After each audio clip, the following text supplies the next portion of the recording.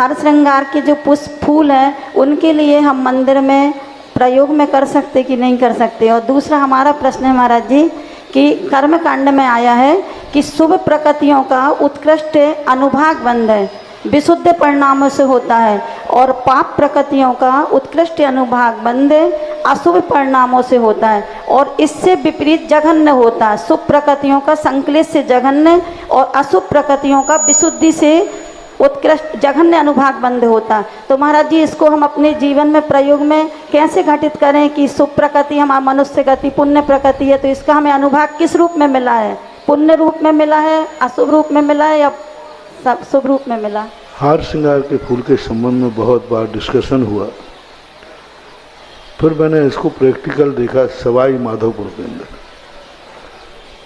गर्मी का समय था, थोड़ा सा फूल गिर रहे थे वहाँ पर।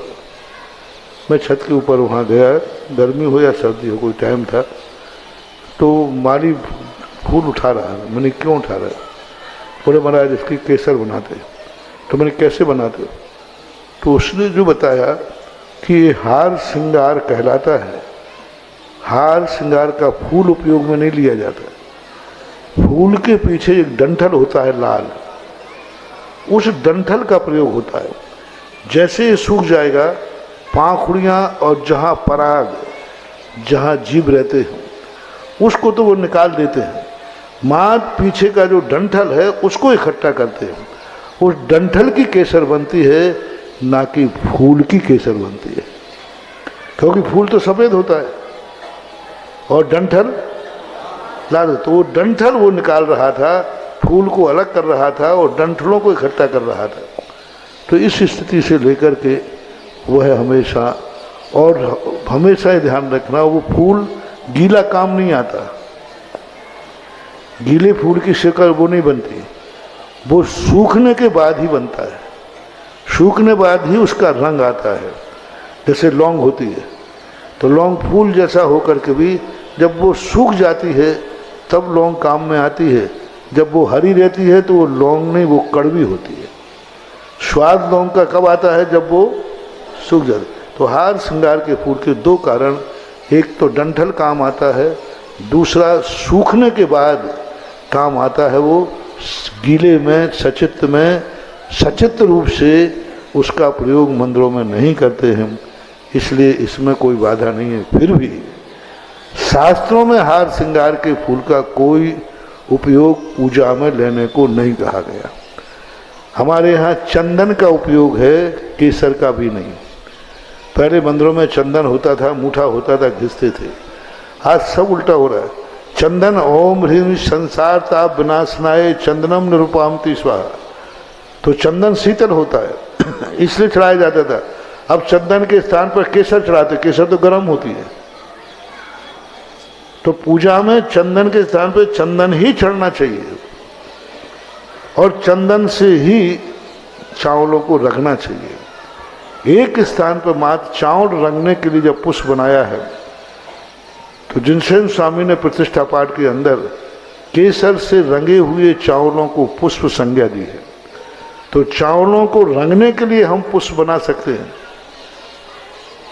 केसर, चावलों को रंगने के लिए हम केसर का उपयोग कर सकते हैं। संसार ताप विनाशनाय चंदन नृपामति, वहाँ तो चंदन का ही उपयोग होना चाहिए, न केसर का और न हार श्रृंगार के डंठल का। अब तो तुम लोग और विचित्र कर रहे, चौके में कई बार केसर चंदन के स्थान पर सीधी हल्दी को, और कह रहे चंदनम निरुपामति। अरे हल्दी तो गर्म होती है बाबू तो अब ये सब चीजें सत्य से परे है। मात पूजा में पुष्प रंगने के लिए केसर, चढ़ाने के लिए चंदन ही उपयोग होना चाहिए। ये हार श्रृंगार आदि का उल्लेख ना तो किसी प्रतिष्ठा पाठ में सुना, ना किसी पूजा में सुना, कहीं भी देखने में नहीं आया। ये अभी अभी कुछ 10-20 सालों 25 सालों से हार श्रृंगारों के फूलों की परंपरा चली है। कुछ वर्ष पहले हार श्रृंगार चलते ही नहीं थे, अभी 20 मुश्किल से 10-15-20 सालों से। उसके पहले हार श्रृंगार ललितपुर में वाले बता दो, पुराने में आज से 25 साल पहले किस मंदिर में हार श्रृंगार था? पर मुठा था चंदन का घिसते थे। तो ये सुविधाप्रद है, उसमें क्या है ज़्यादा घिसना नहीं पड़ता है, थोड़ा यूँ किया और आ जाता है, तो ये गलत है। आज तो देखो चंदन को भी घिसने की ज़रूरत नहीं है, आजकल चंदन का पेस्ट आने लगा। जो पहले घिसते थे ना चंदन का इतना बारीक कि पानी डाल दो तो घिसने के बराबर ही हो जाता है। जैसे आप घिस करके लेते थे, लेकिन घिसने का मजा एक अलग ही है। घिसने का जो विद्युतीकरण होता है, घिसने के बाद जो चंदन में ताकत आती है, एक पीपली होती है पीपली, और एक अष्टप्रहरी पीपल होता है। तो पीपल अष्ट सामान पीपल खाना, उसी पीपल को 8 पहर तक कूटा गया, तो उसमें इतनी एनर्जी आ जाती है, इतनी एनर्जी कि 100 पीपल खा लो तो उतनी गर्मी नहीं चढ़े।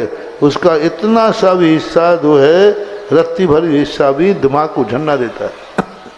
इसी प्रकार चंदन को जो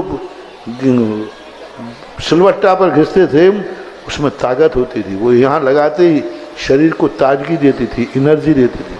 और चंदन लगाने वालों का यहाँ पर कोई रिएक्शन नहीं, और केसर के तिलक लगाने वालों को यहाँ कुछ दिन के बाद जल जाता है, निशान पड़ जाता है।